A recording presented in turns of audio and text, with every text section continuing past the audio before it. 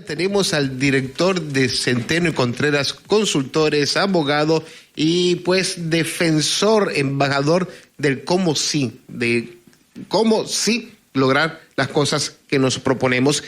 Hablo de Gabriel Baltasar Centeno Canto. Don Gabriel, muy buenos días.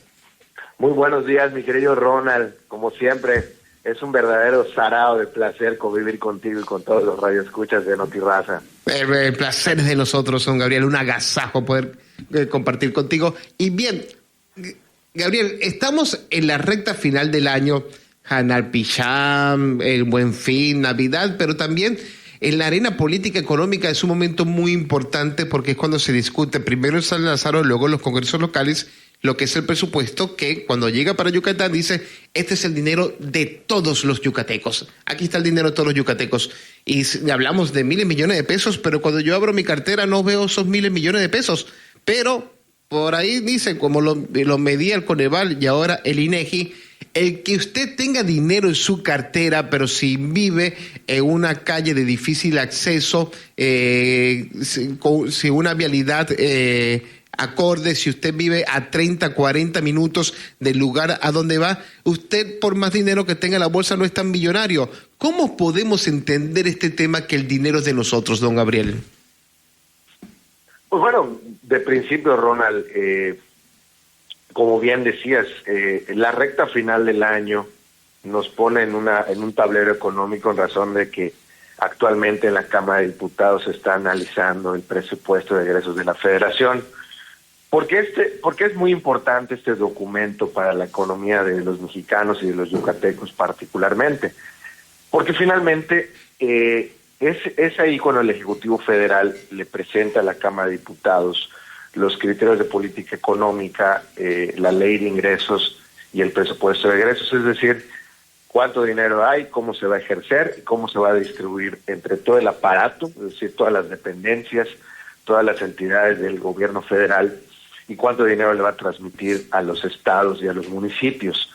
Finalmente, es la manera en cómo se hace llegar el dinero a cada uno de estos órdenes de gobierno. Recordar que en México tenemos un orden de gobierno federal, estatal y municipal. ¿En qué se traduce este dinero? En obras, en calles, en alumbrado público, en los servicios a los que día a día los ciudadanos nos enfrentamos y necesitamos, pero finalmente hay que decirlo con todas sus palabras. Y esto es una cuestión de política, de ciencia política. El gobierno no produce dinero. Producimos dinero los ciudadanos a través del intercambio de productos y servicios, a través de las inversiones, pero finalmente nosotros a través del pago de impuestos somos los que finalmente generamos el Producto Interno Bruto, y a su vez pues finalmente es administrado por el gobierno, quien a través de las políticas económicas que dicta lo distribuye entre toda la ciudadanía. Es decir que, por ejemplo, acá en Yucatán la gente paga su responsabilidad, su tributo al SAT o cualquier operación. Cuando va a un hotel incluso paga un porcentaje de tributo, de impuesto. Eso va para el SAT, entra en una bolsa nacional y luego esa bolsa nacional pues dice, pues lo que tú recolectaste en Yucatán más lo que necesitas, aquí te va, ¿no? Claro, además hay un pacto federal. México es una república federal, democrática, representativa. No quiere decir que ese dinero particularmente va al bolsillo del ciudadano, sino que finalmente son nuestros representantes populares los que finalmente aprueban o se pronuncian en relación a cómo se distribuye ese dinero entre todas las entidades del sector público. En este caso pues tenemos todas las áreas del gobierno federal, los gobiernos de los estados, los municipios y algunas entidades paraestatales, como en este caso de Pemex y Comisión Federal. Es decir, los ciudadanos siempre estamos entre el sector público y la iniciativa privada.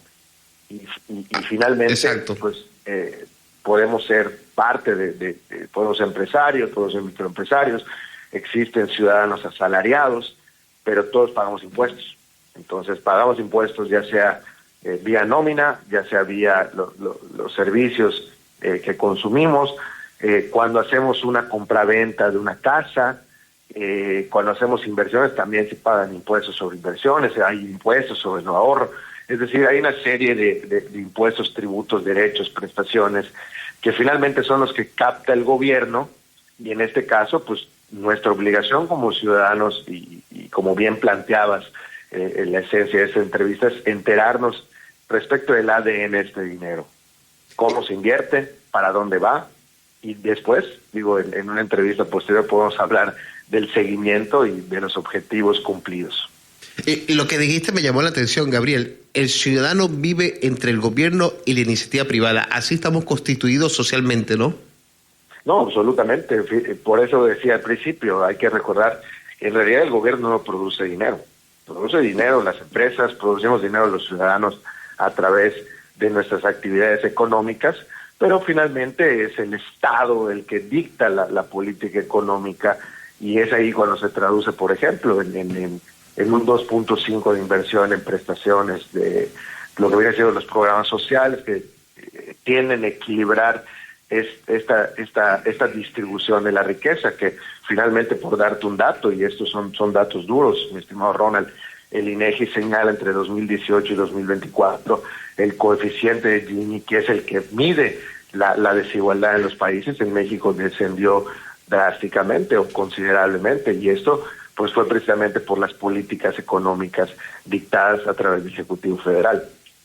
Sí, y lo decíamos luego de la visita de la presidenta Claudia Sheinbaum Pardo. Puede estar a favor o en contra, pero es el programa o es la esencia de un sexenio, de una administración federal, y que cada sexenio tiene sus condiciones. Y esta, pues, una de sus características son estos programas federales que comenzaron con el expresidente Andrés Manuel López Obrador, y que, de acuerdo con los resultados de las elecciones, y tal como dices tú, Gabriel, son datos duros, la gente lo aprobó y por eso revalidó esa opción. No, totalmente, y finalmente el número es frío.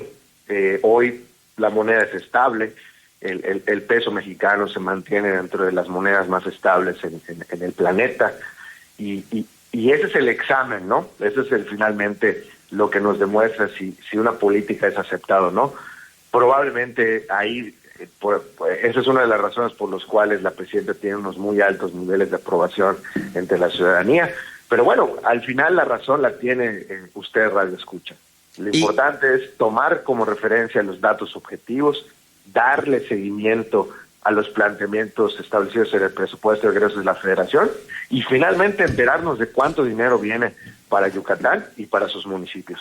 Y como tú dijiste algo también que me llamó la atención, Gabriel, el dinero no produce dinero, pero tiene una responsabilidad vasta, inmensa, y de repente si la administración pública es compleja, y de repente para entenderlo uno busca asociarlo o hacer un símil, una metáfora, como sería cómo se desarrolla, cómo se desenvuelve una empresa particular o nuestras casas. Cada casa de una familia es una pequeña empresa que tiene una administración. Los niños no producen dinero, pero están ahí y hay que pagar la escuela, hay que pagarle todo, y no podemos caer en que los niños no es redituable. No es redituable porque es responsabilidad del papá, y así es el gobierno. El gobierno es responsable, puede tener un paquete de egresos de 40,000 millones de pesos, que usted escucha la cifra y dice, ¿qué? 40,000, ¿yo qué pudiera hacer con 40,000 millones de pesos? Pero los maestros hay que pagarles su salario, el transporte público hay que subsidiarlo, porque si no nos da las calles, que son un ente vivo, que las reparamos y cae una lluvia y vuelve a dañarse, porque el principal enemigo